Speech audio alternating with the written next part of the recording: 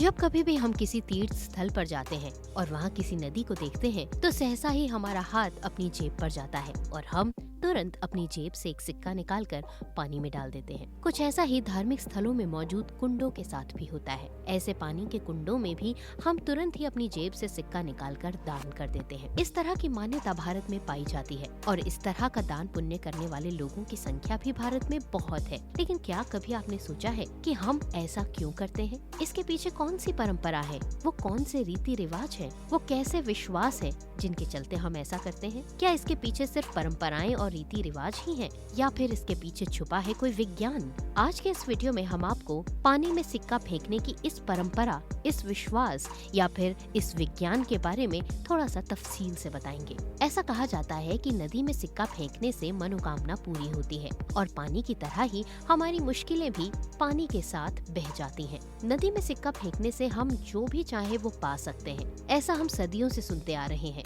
लेकिन क्या आपने सोचा है या क्या आपने महसूस किया है कि कभी आपने ऐसा किया हो और उसके बाद आपकी समस्याएं दूर हो गई हो? अगर ऐसा हुआ है तो हमें कमेंट्स में लिखकर जरूर बताइएगा। वैसे आज हम इसी टॉपिक पर इसके पीछे छुपे हुए विज्ञान के बारे में भी आपको बताएंगे। हम अक्सर ये सुनते हैं कि नदी में सिक्का फेंकने से मुश्किलें दूर होती हैं, लेकिन इसके पीछे एक बहुत बड़ा विज्ञान है। शायद ये हमने नहीं सुना होगा। आज के इस युग में हम जिन सिक्कों का इस्तेमाल करते हैं वो सिक्के पुराने जमाने जैसे नहीं हैं। पुराने युग में कॉपर के सिक्के हुआ करते थे और कॉपर का हमारे जीवन में क्या महत्व है ये तो हम सभी अच्छे से जानते हैं। हम ये अच्छी तरह से जानते हैं कि कैसे कॉपर के बर्तन में हम पानी को रात भर जब रखते हैं और सुबह उस पानी को पीते हैं तो उससे हमें कितने फायदे मिलते हैं। अब तो जमाना ये आ गया है कि लोग कॉपर के दांत भी लगवाने लगे हैं, कुछ लोग सोने के दांत भी लगवाने लगे हैं। इस तरह धातुओं से बनी हुई चीजों का इस्तेमाल जब हम अपनी दिनचर्या में करते हैं तो कई सारी परेशानियों, दुखों, तकलीफों और शारीरिक समस्याओं से जुड़े हुए हमें काफी लाभ भी मिलते हैं।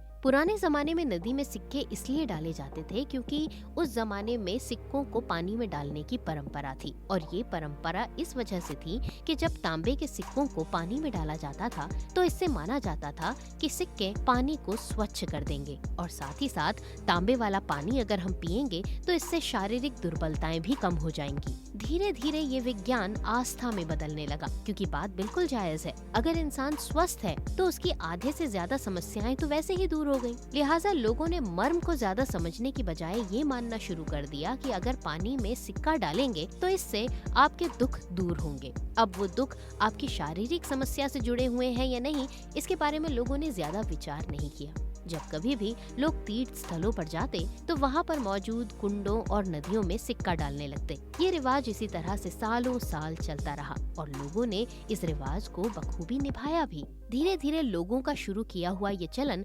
परंपराओं में आगे बढ़ता चला गया। बिना ये जाने कि इसके पीछे का विज्ञान या इसके पीछे का सच क्या है, लोगों ने इसे अपनी धार्मिक आस्थाओं से जोड़ लिया।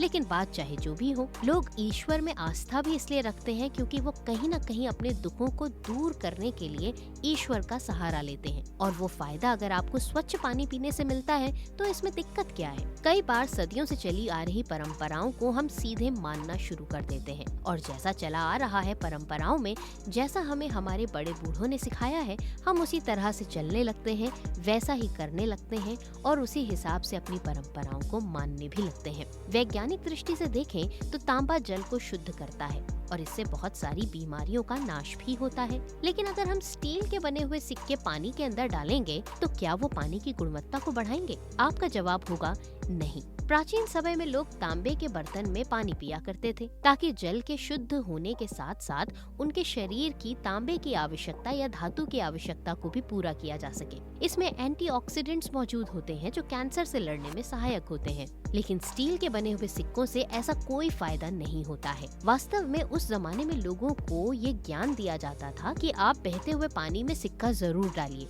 क्योंकि नदी का वो पानी कई जगहों से होकर गुजरेगा और जब वो पानी कई जगहों से होकर गुजरेगा तो उसका सेवन कई लोग करेंगे। लेकिन पुराने जमाने में तांबे के सिक्के के महत्व को और ज्यादा बढ़ाने के लिए इसे अन्य दूसरे कारणों से भी जोड़ा गया। जैसे कि लोगों ने बताया नदी में सिक्के डालने से उन्हें ऐसा महसूस होता है कि जैसे दैवीय शक्तियों को आप अपनी तरफ से एक छोटा सा उपहार दे रहे हो। ज्योतिषियों ने कहा कि अगर किसी इंसान को अपने किसी तरह के दोष को दूर करना है तो उसके लिए वो पानी में सिक्के और कुछ पूजा की सामग्री डाले। ज्योतिषियों का कहना था कि यदि बहते हुए पानी में चांदी का सिक्का डाला जाए तो उससे अशुभ चंद्र का दोष भी समाप्त हो जाता है। इसलिए यदि आपके जीवन में इसी प्रकार का ग्रह दोष चल रहा है तो इस उपाय का प्रयोग करके उससे बचा जा सकता है और इससे आय में तरक्की भी होती है। कुछ लोगों की मान्यता है कि नदी में सिक्का डालने से कमाई में बढ़ोतरी होती है। यदि किसी व्यक्ति की कमाई में तरक्की नहीं हो रही है और वो पैसे की कमी की परेशानी से गुजर रहा है तो वो नियमित रूप से अपनी कमाई का थोड़ा सा अंश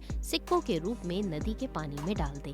इस तरह से कुछ ही दिनों में उसकी आय में बढ़ोतरी होनी शुरू हो जाएगी। लाल किताब में भी इसका महत्व बताया गया है। अगर हम लाल किताब की बात करें तो उसमें भी सूर्य और पितरों को खुश करने के लिए तांबे को बहते हुए जल में डालकर समस्याओं को दूर किया जा सकता है। हालांकि आजकल तांबे के सिक्कों का चलन बिल्कुल भी नहीं है और अब स्टील के सिक्के चलते हैं। इसके बावजूद भी लोग अभी भी पानी में सिक्के फेंकते हैं क्योंकि लोगों की श्रद्धा और मान्यता इसके साथ जुड़ी हुई है। लेकिन अगर आप ऐसा करते हैं तो जरा वैज्ञानिक दृष्टि से सोचिए। बहते हुए पानी में सिक्के का दान करना एक बहुत महत्वपूर्ण और एक बहुत ही अच्छा दान है। लेकिन जरा सोचिए आप कौन सा सिक्का डाल रहे हैं। स्टील के सिक्के की जगह अगर आप तांबे का एक छोटा सा अंश भी पानी में डालते हैं तो इससे आप हमारी नदियों में बहते हुए पानी की स्वच्छता को लेकर एक कदम आगे बढ़ेंगे।